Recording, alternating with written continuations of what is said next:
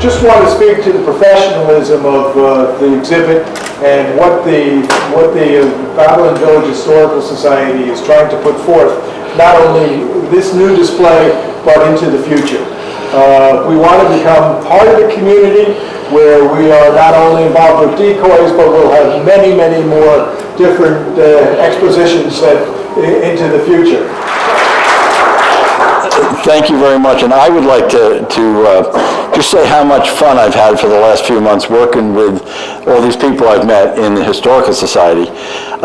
When I started, I didn't quite make the distinction between the village and the town of Babylon. So I started thinking, I'm a town of Islip guy. I was born in Southside Hospital, grew up in East Islip, but I spent a lot of time in Babylon over the years. And then I realized, I don't remember it, but when I was born, my dad was the park superintendent of what's now Robert Moses State Park, which is actually in the town of Babylon, if you look at the map real carefully.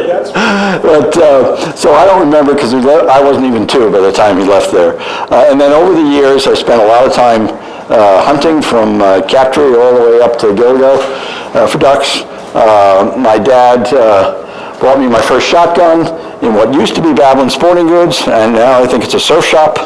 And I can remember buying a gunning parker there. So throughout my talk, as Babylon connections pop into my mind, I will point them out once again. So I'm going to do 3 things here today. I got involved in this through the Long Island Decoy Collectors Association, and I guess maybe Denise Valenti was the first contact they had there, and I heard about this. And what really drew me in was she said, oh, they've got this grass boat. And as you'll see, I have a bunch of passions in life: birds, ducks, duck boats, boats of any kind. So I often describe, because the boat was still in storage, she sent some photographs, and it was like if we were introducing the mayor and we sent a picture of her shoulder and her wrist. That's what I had for the boat, but that was enough to get me excited. So I actually got to see the boat, and today is the first time I've actually seen it kind of free and ranging free here. It's really an exceptional boat. So I'm going to talk about that for a few minutes. It is kind of at the back of the room, so I apologize if your neck is going to get a little stiff when I talk back there. But mostly what I'll do is I have a PowerPoint presentation which talks about the role of birds in my art. Ever since I was a little kid, I've been fascinated with birds. It gave me my art, my career, a whole lot of good friendships, and so you'll see how that fits in. And I have a bunch of my work here, both some carvings and some flat work, and I'll just introduce those briefly to you, and then when you look at them later, if you have any questions, we can talk at length, kind of one-on-one. So I'm going to just go back right now to this grass boat, but the interesting connection, it's already been mentioned, this really seminal book, Joel Barber's Wildfowl Decoys, published in 1934. That was the first book that really said, oh, there's something to these decoys. They're not just a tool that's used and thrown away. There's a lot to appreciate, and they're an important part of Americana, a very important part of our country's history. I read that, I think, when I was about 12 years old, and out of the East Islip Public Library. And one of the images that caught my mind in there was this particularly nice black duck decoy. It had a cork body made out of old life preserver cork, but gorgeous head on it. It caught my eye, and sure enough, it was by Ralph Cranford of Babylon, Long Island, New York. And we have one of his black duck decoys on display, and this boat belonged to Ralph, and I guess we don't know for sure whether he built it, but once I saw it, and I saw the kind of mind that designed and crafted that boat, and I knew that Ralph was an architect, that all kind of fit together. This wasn't some boat that was just nailed together to get out on the bay with. This really, lots of nice design details, some of which I had never seen before, and I've seen a lot of duck boats in my life, but a really exceptional one. So the Historical Society is very lucky to have such a vessel. They've kept it in excellent condition. You could hunt it tomorrow if you wanted to. So this is what's called a grass boat, and the reason it is to go out and hunt most of the waterfowl on Great South Bay. You were going to hunt out on the salt marsh, either on or next to or up inside the salt marshes. And what you wanted to do to surprise the ducks was to hide by looking like a piece of salt marsh. So you were going to go out in a vessel that was built very low to the water. You were going to lay on your back with your head propped up with a nice little board so you're not too uncomfortable. You're going to cover the whole boat with salt hay so that it looks like a piece of salt marsh. And so that's what a grass boat is. This one, again, dates back to 1918. I've restored a few boats in this era, but when I saw some of the features, I was really impressed with how well it was built and how well it was preserved. But so some of the key things are, I mentioned, I guess these are, is this fastened to the boat? Okay. There's some bundles there of salt hay, which is one of the two major species of grasses that grow out on our salt marsh. And historically, you probably know, they were actually harvested for use by farmers on the mainland. They were cut in September, brought across the bay in big scows and fed to cattle. But closer to my experience, it was always used, it was the hunters who went out and cut the hay in September or October and then covered their boats up with it. And I don't know this, but I think Long Island invented the idea of thatch rails, okay? And this boat has two ways of keeping the hay on the boat. On the back is a rack that is intended to carry decoys. And in fact, another name for decoy is stool. So there's a stool rack. And it has thatch rails on it. So you would have jammed salt hay in there and it would have stood up on end.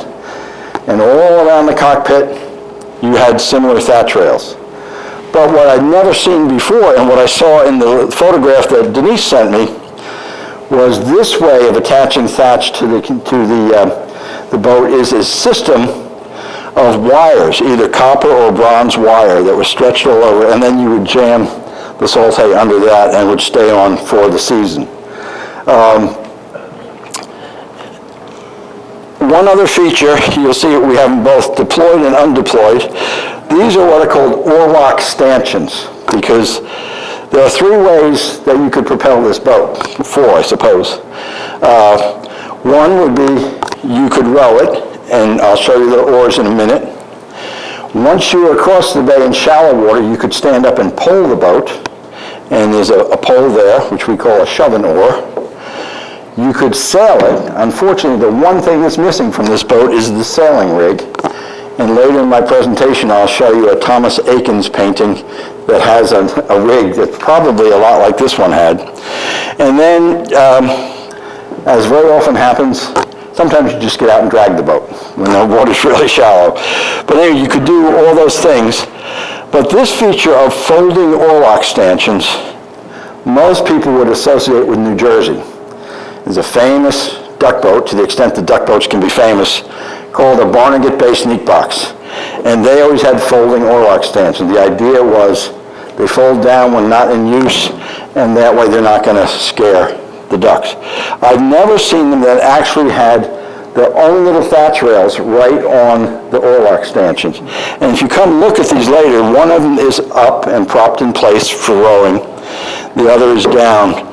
But the workmanship is just superb. They do not rattle, they're not loose, they're just really, really well done.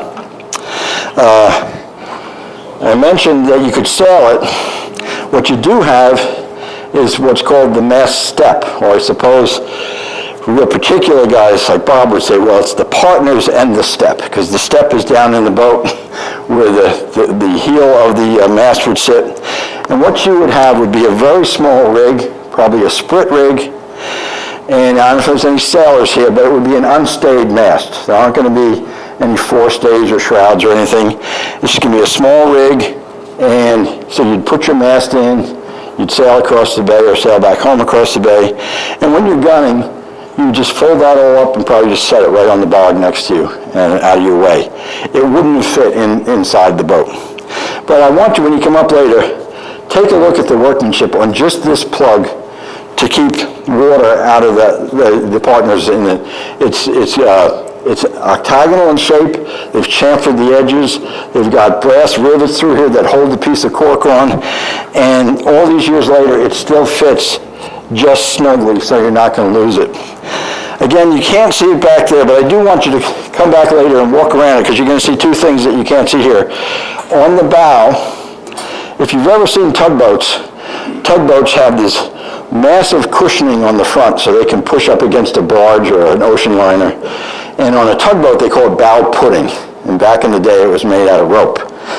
This is much more delicate. It's actually called a bow fender, but it's a piece of real fancy rope work.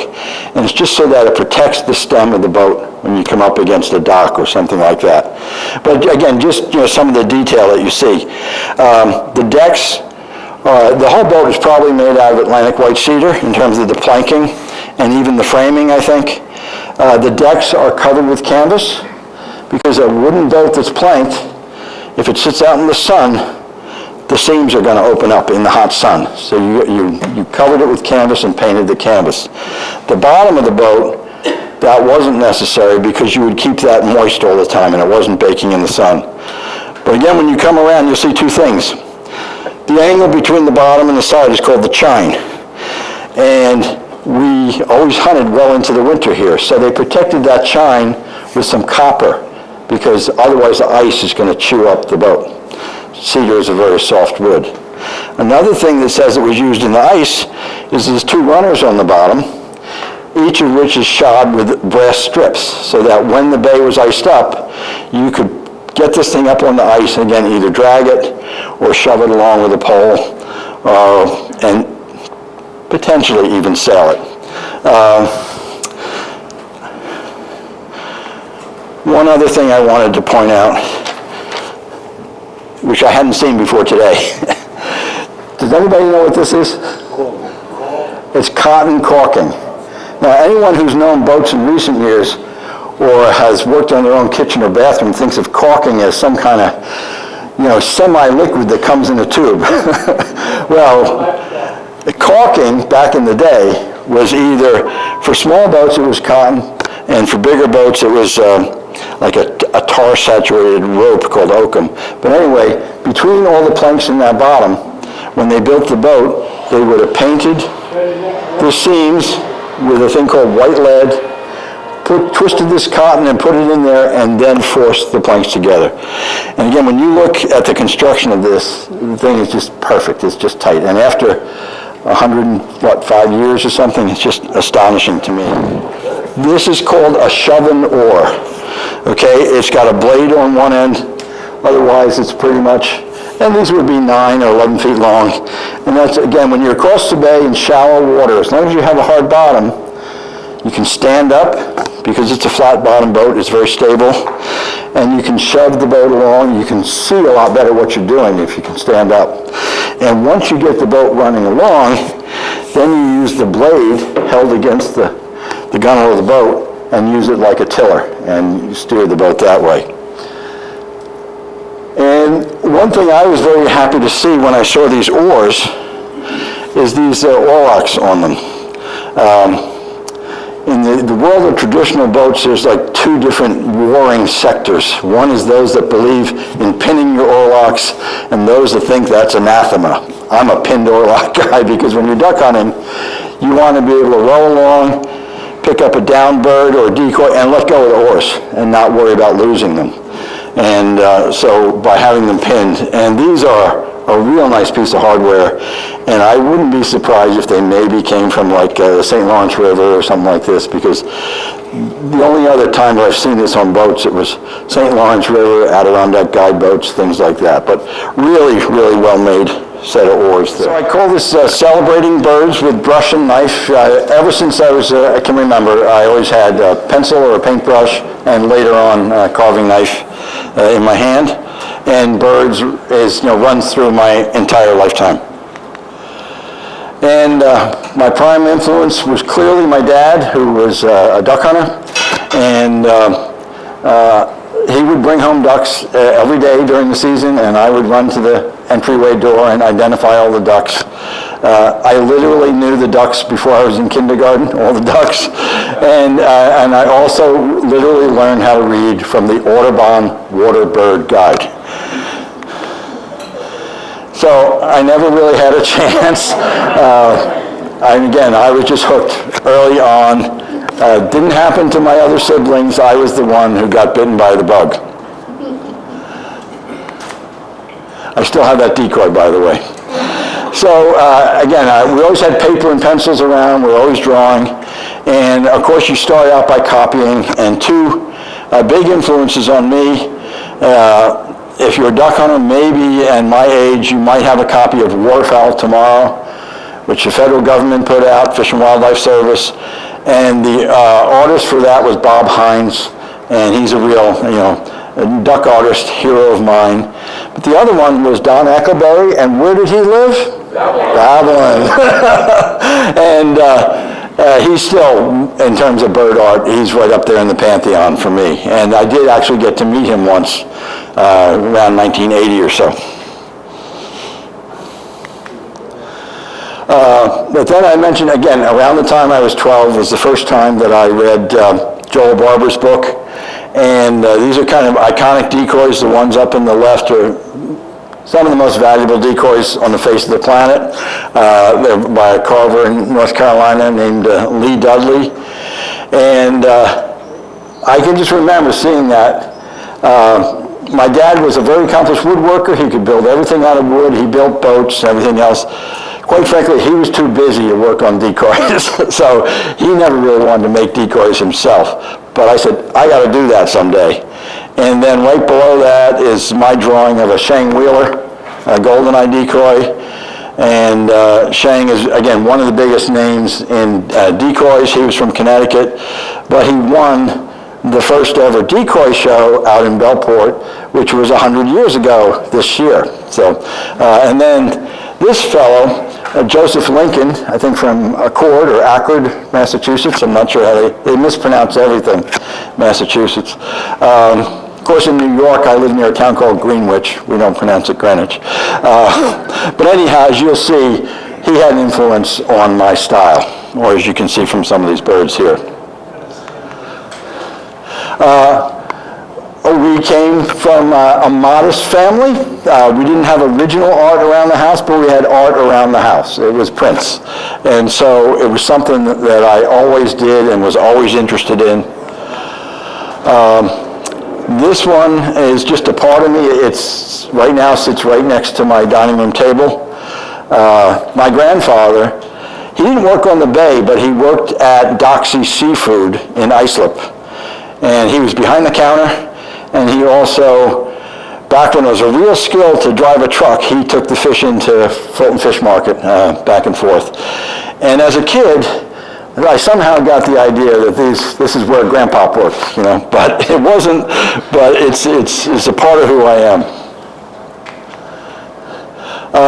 And again, from an early age, I've heard people detract from Audubon's art or try to. I don't know what they're talking about. He really knew the birds. Obviously he shot them, had them in hand. He was a very accomplished artist, and so he had both the accuracy and he had a real sense of design, which, in my opinion, too few wildlife artists have. So he's always be up in my pantheon. I went to Cornell to study wildlife science, 1971 to 75. And I hadn't actually heard of Louis Agassiz Fuertes before I went there. And he lived and worked in Ithaca at Cornell. Out at the Cornell Laboratory of Ornithology, they have a lot of his work, but also all the years I was there, they had different exhibits by different bird artists. And so it was really wonderful for me to go up there and just look nose to nose with this really great bird art and see how they did it and try to figure out how they did it. So someday maybe I could do it. So he's the one, if you look at the whole sweep, it goes from Audubon to Fuertes as far as I'm concerned, and anyone in between doesn't really warrant our attention. So I've spent a lot of time in the field being a wildlife biologist by both profession and avocation, always interested in birds. So whether I was hunting or just watching birds, you got to put the 10,000 hours in, you really do. Some of you here will probably recognize Mike Scheibel up there. It's my oil painting of him hunting at Upper and Lower Lakes several decades ago.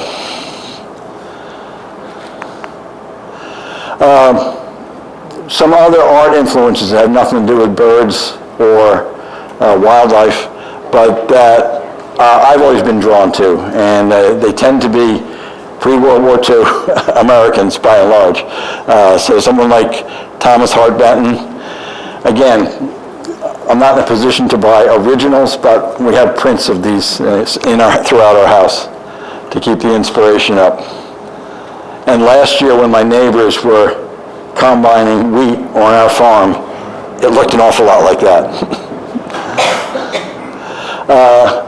Part of me in a different life, I could have been a portrait artist.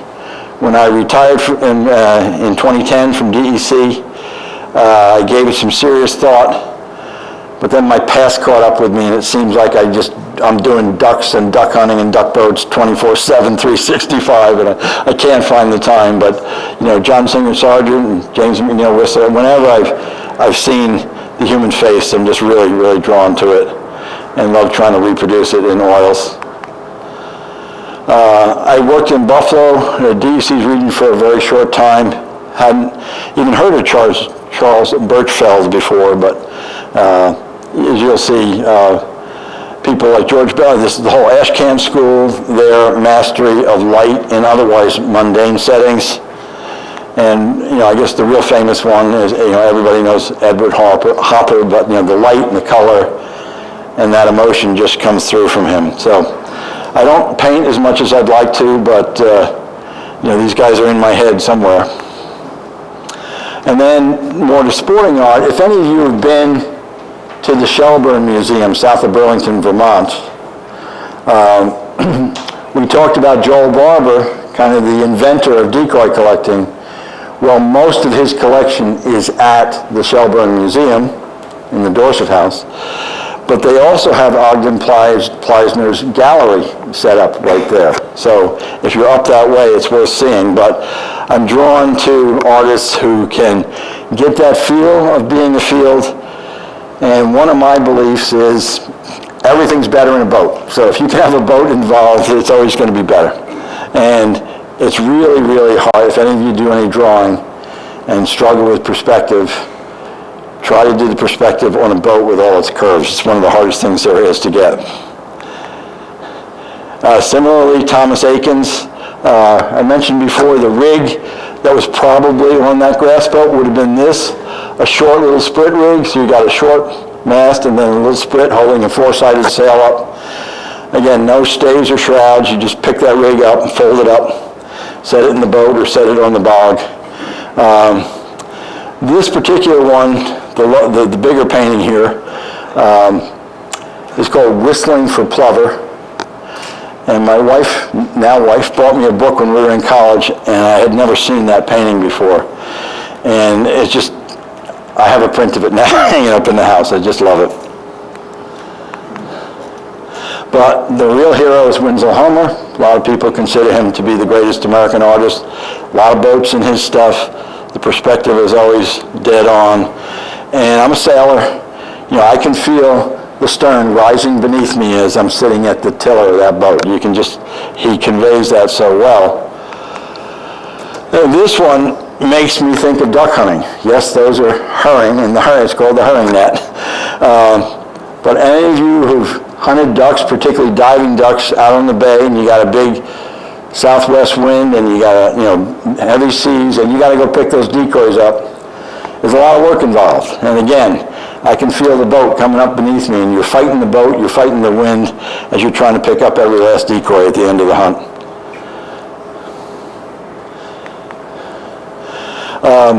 So after college, before I started my career in wildlife, I tried to make my living as a bird artist with limited success, but I did have a very nice spread in Adirondack Life Museum. It actually was published in June 1978. I started my career with DEC in May of 1978, so the timing wasn't perfect that way.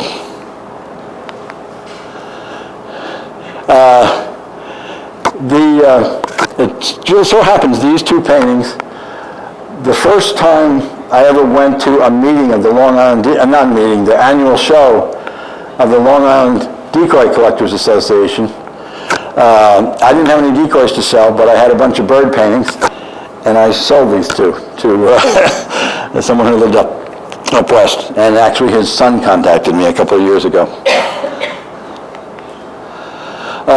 At the time, though, seeing my competition like Robert Bateman, you kind of think, should I just give up?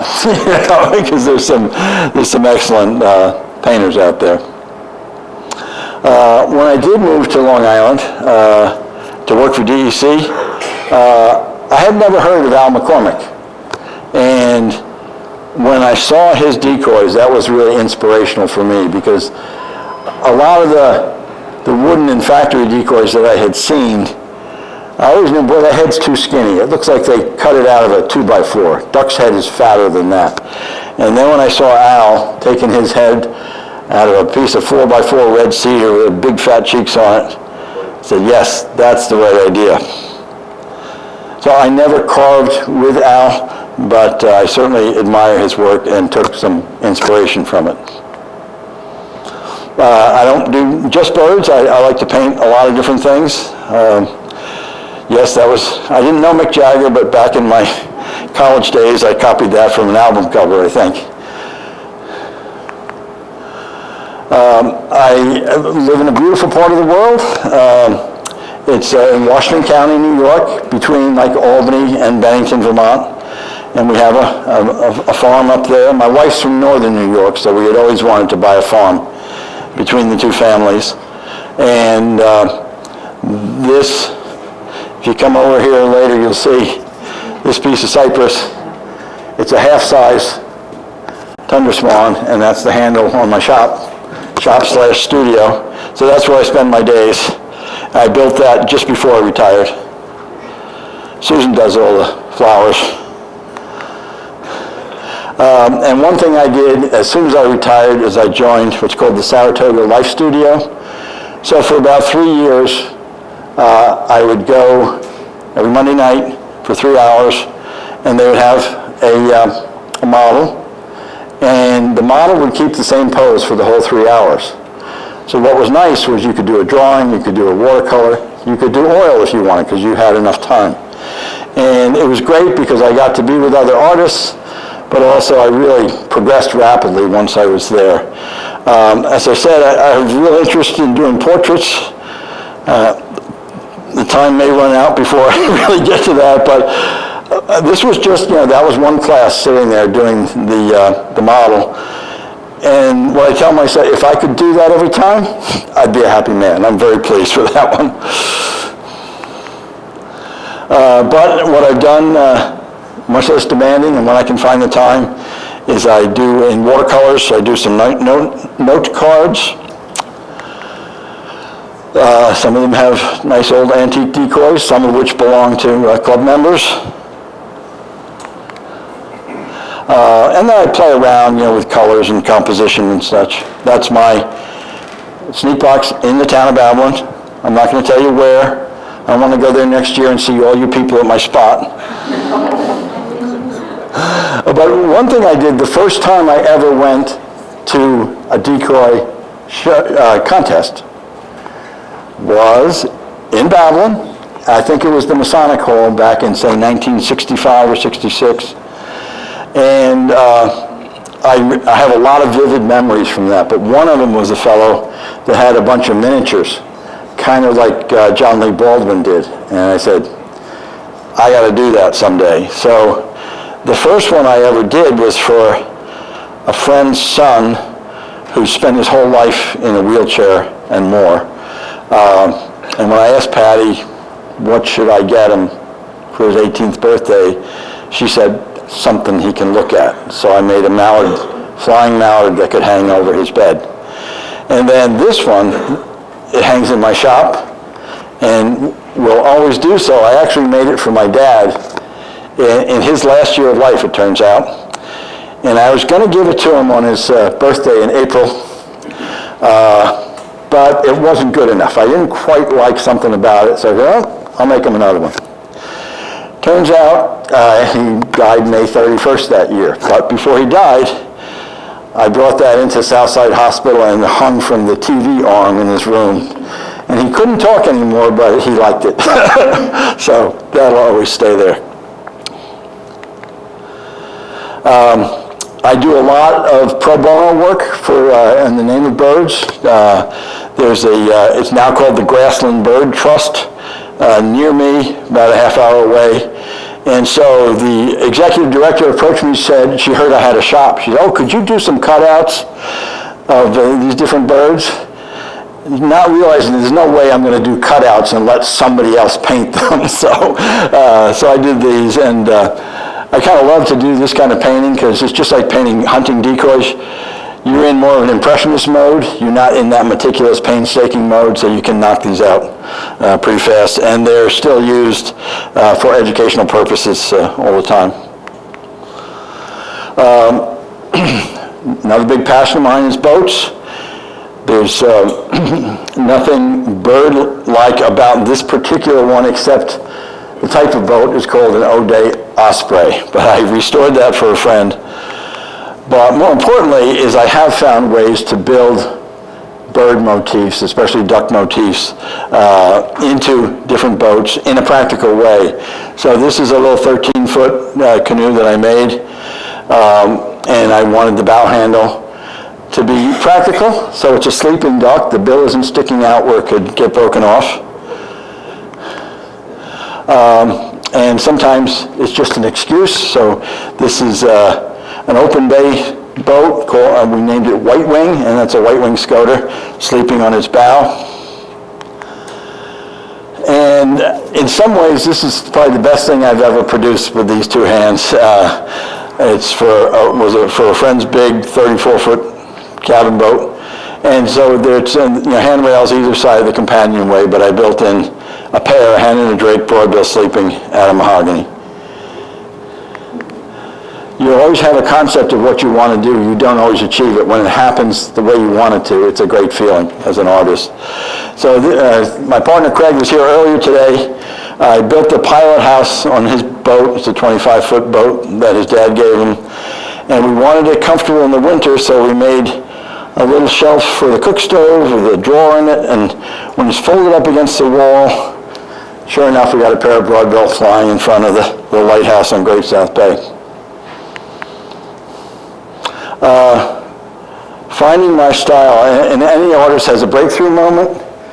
This was a bird for me. I've been drawing goldeneye, which we gunners call whistlers, my whole life.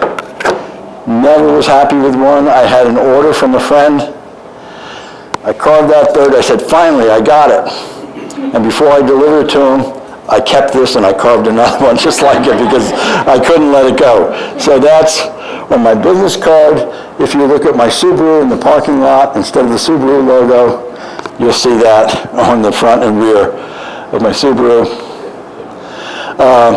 But the style I've developed, this old school is right over there on the shelf. I combine a couple of things. Being a boat builder and a lover of traditional boats, I love curves. So I make sure all my carvings really, give a prominent place to curves over and above what might be there in nature. I'm a biologist by training. I have a pretty good eye for drawing. I know what they really look like, but I override that and impose curves when I want to. And so what I try to do is, a round bottom decoy is an abomination when you're actually hunting. But on the shelf, nothing looks as good. So these are what I call my mantelpiece birds. Nice big voluptuous shape. Fair curves, that's a boat building term. A curve that has no lumps or bumps or hollows in it. Just a perfect mathematical curve. And then what I do I mentioned Joseph, what was his name before the... Lincoln. Joseph Lincoln, thank you. I loved his paint jobs because they were what I call very diagrammatic, very hard edges, patches of color here and there. I mix it up because there are parts on a bird that you don't want to give that oversimplified look to. So this old squaw has some really harsh transitions from dark to light, but the face, you can't do it simply. You've got to put some subtlety in there. Same with the speculum. So I mix them up. On the other hand, there's a few where I really want to paint in every feather. So the pintail is one of the fanciest, most elegant birds we have. And I've often thought if you look at this design and think of the classic pineapple motif in early American furniture, I see a similarity there, just the way everything displays out there. And it's a lot of tedious work, but it's worth the effect, in my opinion. Not just ducks, I love shorebirds. These are all shorebirds, a killdeer, yellowlegs, and a whimbrel. I've done a couple, I did some owls for a friend, and part of the problem I have with them is duck and shorebird decoys, when you carve, I only carve with hand tools. Once it's sawn out, I carve with hand tools. The grain of the wood kind of tells you what the shape of the bird should be for shorebirds and for ducks and geese. But once you get away from that into things like owls, to me, they don't really mix that well. As mentioned before, I do a lot of teaching for free on my website. I'm not sure what the next slide is. Let me see. Okay, so for instance, the carving a mallard body tutorial. I have one that's just for the head. And it starts out with a block of wood and showing you how to draw a center line down a piece of wood. That sounds oversimplistic, but not everybody had my dad. I knew what to, I could take that for granted, but I know that a lot of people didn't. So I start, and very quickly, once that was posted, it got up to like 500,000 posts, hits on the, and you don't really know how many different people that is because carvers are going to go back to the site, more than once, so you really don't know. So, I like to think it's, 250,000 carvers. My wife thinks it's one very slow duck hunter. So, we'll never know. And then I have a lot of, Steve, I was telling you, these painting tutorials. I don't have them for every species, but I've got them for probably 10 species for gunning style paint jobs. The paints to use, and you start from the tail and you work toward the bill. That's how you paint them. And I tell you the brushes to use and the paints and everything else. And one of the things that helps everybody, because I have been doing this my whole life and trying to help other people learn how to carve and paint. The biggest hurdle for most gunners that don't have any art background when they go decoys is matching colors. Really, really difficult thing to do if you haven't done it your whole life. The solution? Home Depot sample jars. I have the sample jars for every color you need. You don't need to do any mixing. I'll give you the name and the code, and you just go to Home Depot and buy yourself a little jar of it. So, a little detour happened almost 4 years ago now. My friends, probably since around the late 70s, I was known as Captain Fowler. I coined that term for myself in gunning mode. But then, in 2019, I had to change my name because I lost my vision in my right eye. And so now, inspired by John Wayne in the movie True Grit, I now go by Rooster Foghorn.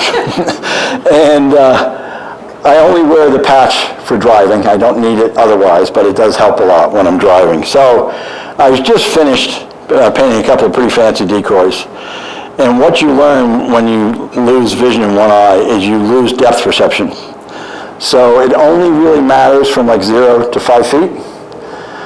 But when you're doing fancy work and you don't know when the brush is going to hit the decoy, everything takes a little longer.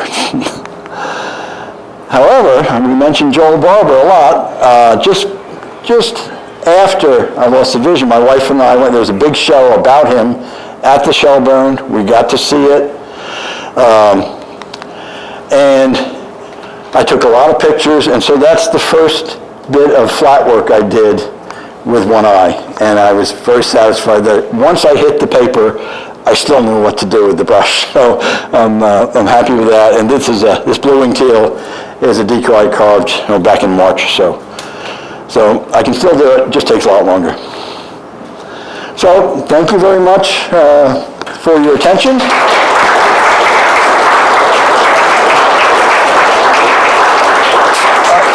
Again, I welcome you to come up, look at the decoys, ask me any questions. You're welcome to pick them up gently and look at them. And these are gunning decoys, some of which are not yet done. This wimble here, I've probably got 3 or 4 more days to finish that with paint. It's ready for the finished coat, but that's where all the time goes. So, thank you very much.